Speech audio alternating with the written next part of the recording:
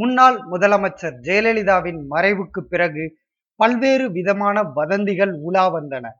அதில் ஜெயலலிதாவின் பென்டிரைவ் உடன் ஒரு பணிப்பெண் காணாமல் போகிவிட்டதாகவும், அந்த பென்டிரைவில் தான் மறைந்த முன்னாள் முதலமைச்சர் ஜெயலலிதா தனது உயில் குறித்த விவரங்களை சேகரித்து வைத்திருந்தார் என்றும் கூறப்பட்டது.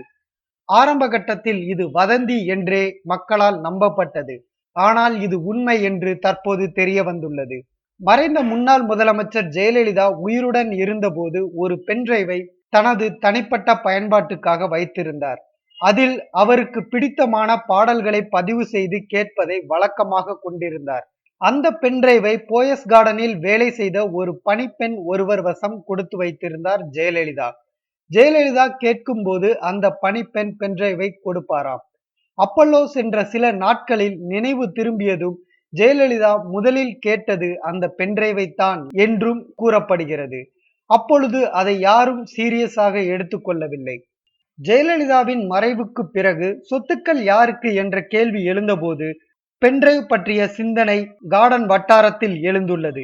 இதனால் உஷாரான முக்கிய கார்டன் வட்டார புள்ளிகள் பென்டிரைவை தேடும் பணியை தொடங்கிவிட்டார்களாம்.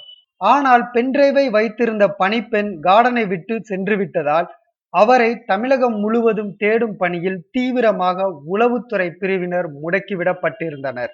அந்த பணிப்பெண் குமரி மாவட்டத்தில் இருப்பதாக உளவு பிரிவு போலீசாருக்கு தகவல் கிடைத்துள்ளது. இதனால் குமரி பகுதிகளில் திடீர் சர்வே என்ற பெயரில் அந்த பணிப்பெண்ணை தேடி வருகிறார்களாம்.